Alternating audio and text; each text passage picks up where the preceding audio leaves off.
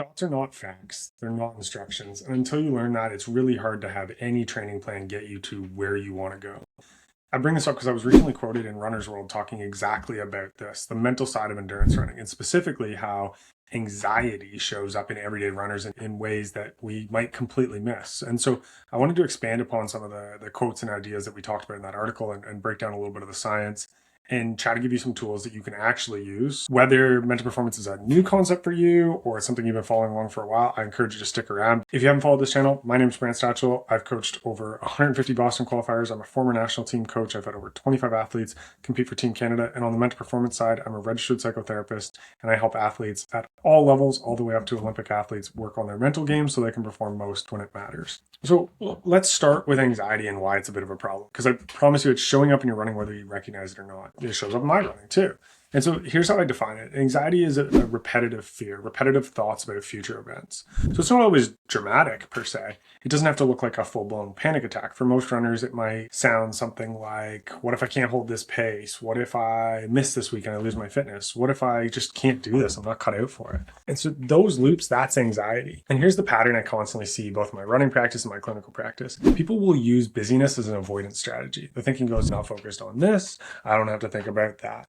And they pack the schedule, they keep the day moving, they keep distracted, and it works temporarily. But the moment distraction disappears, everything comes flooding back in. And now you're exhausted on top of it because you've kept yourself full bore. In running, a lot of times you'll see this be one of the root causes of people going out too hard, too often, try to outrun the discomfort rather than learning to work with it. So people, they burn out, they quit, and they blame their fitness. But it was never about fitness. The first step is just recognizing that this is a pattern because you can't address something you haven't named or discovered. An important piece of my clinical practice that I share all the time is that thoughts don't have to lead. It's a piece that I come back to with runners all the time. And it's what I spoke about in Runner's World piece. Your thoughts don't have to lead you. When a hard thought shows up mid-run, I can't do this, I need to stop, I'm too slow. We all have them. I have them now as I'm coming back from an injury. We have to learn to recognize that that's not the truth. This is your brain pattern matching the past discomfort and trying to protect you. The thought is just a thought, nothing more. What you do next, though, is the skill that I want to show you. Most runners haven't been taught this.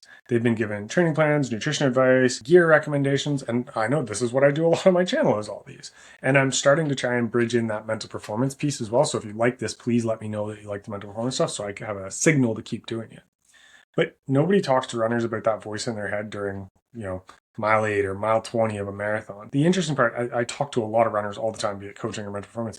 They all think they're mentally weak because they can't see that everyone else is. So they think that they're down here and everyone else is up here. But in reality, most people are all down here. I encourage my athletes, let's train the mental side while we're training the physical side. Train it on your long, easy runs, your tempo runs, days where you're out there by yourself having to listen to it. Most of us go to put the headphones in right away. Every time you can stay present in one of those moments where that negative thought is coming in, every time you notice the thought, pass and keep moving, you're building a mental skill that shows up everywhere, on race day, at work, at home. One of the other pieces I talked about in this article, and honestly one of the biggest performance killers I can see, is all or nothing thinking. So missing one run and deciding the week is blown. Not being able to do the full workout, so skipping it entirely. Thinking that anything less than the plan is failure. And so this mindset doesn't just hurt your training, it feeds the anxiety loop, which confirms every negative thought you already had about yourself as a runner. The reframe that I use with athletes is this: small, consistent action beats ambitious, unsustainable effort every single time, hands down. The 20-minute run that you actually do is worth more than the 10-miler that you didn't do, not just physically, but mentally. Because every time you follow through, even in a small way, you're building evidence that you are someone who shows up. And that identity compounds over time. Consistency is what builds the neural pathways, the confidence, and the self-belief to make hard things feel doable. One of the main tools that I use, I steal from acceptance and commitment therapy. And I've kind of put a spin on this that all of us can recognize rather than, speaking as somebody with psychological training and just, putting out words and psychobabble. But it's from the tool or the technique called ACT, acceptance and commitment therapy. And so what we want to do is we want to accept that those thoughts are there. We can't just stop them, right? Like if I tell you right now not to think about a pink elephant, you think about a pink elephant. So I don't want to think negative thoughts. Well, you're going to think negative thoughts, unfortunately. And so what we do in this tool is we try to teach athletes that you can accept the thought as it's coming in, and we're going to commit to going back to what it is we're going to do or what we want to do. The example I always give works like this. You're sitting at dinner, you're with your family, and you hear a knock on the door. And it's the annoying salesperson, whether it's, internet, they want to pave your driveway, sell you something, right? They always come at dinner time. So when you do that, you get up, you go and answer the door, you realize it's an annoying salesperson, you go, nope, thanks, I'm not interested.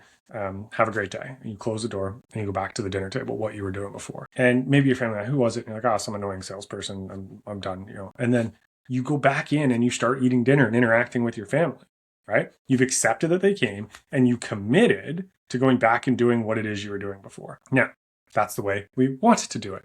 What I usually see with runners is we have this intrusive thought, this negative thought, I'm not good enough, I can't do it, I've missed this run, so the whole week's blown up. And instead of just accepting that it's there and then going back to the run or back to the plan or back to what it is we're doing, it's like telling that annoying salesperson, hey, did you want to come in? I got an extra plate of dinner. And you're here about my internet. Did you want to see my internet account? And here's the Visa that's tagged to it. So if you'd like to get on my account and start billing now, you can do that. And by the way, is there anything else I can do for you while you're eating dinner with us? You've just ruined your whole night. In the same way that what we do as runners, we have a negative thought about a workout or ourselves or our performance, and it destroys everything because it's a thought. But if you remember off the top, I said thoughts aren't true. We don't have to listen to them. They don't have to lead. And so what you want to do when you have that thought is the same thing you would do when the annoying salesperson comes in. You want to accept it and commit and go back to what it is you were doing. So let's say it comes in a hard rep, right? I don't know if I can do this. I don't know if I'm cut out for it. Okay, I accept that thought's there, but I'm going to come back and try and finish this rep. I'm going to commit to finishing this rep. So you've accepted it and you commit to continue doing what you were doing. That I find is the number one tool for runners to change it. So if you've been struggling with consistency, burning out, or feeling like your own head is your biggest obstacle, I hope this reframe helps you and gives you a little bit more of an idea in terms of what is actually going on. The brain, like the body, like the lungs, is trainable. Anxiety is manageable, and your thoughts don't have to lead you. If you're interested more in this, I can do a deeper dive on this in my book, Fast and Free Mindset for Endurance Runners. It's written specifically for everyday endurance runners, not just competitive athletes, everyone. The link's in the show notes below. And one of the reasons I wrote this book is there were so many books on the market for self-help and stuff that just talked about the theory and the idea and examples of what somebody's done. And what I tried to do in this book was give you actual exercises and tools that you can use right away. And so there's actually a download that you can download these fast and free worksheets as well. I'll link that below. So even if you don't buy the book, you can just have the free worksheets so you can actually go and work on this. And so if this has helped you, please drop a comment below with a common mental struggle that you have with running. I love being in the comments and answering. I'll do my best to answer it for you so you get an answer. Happy training.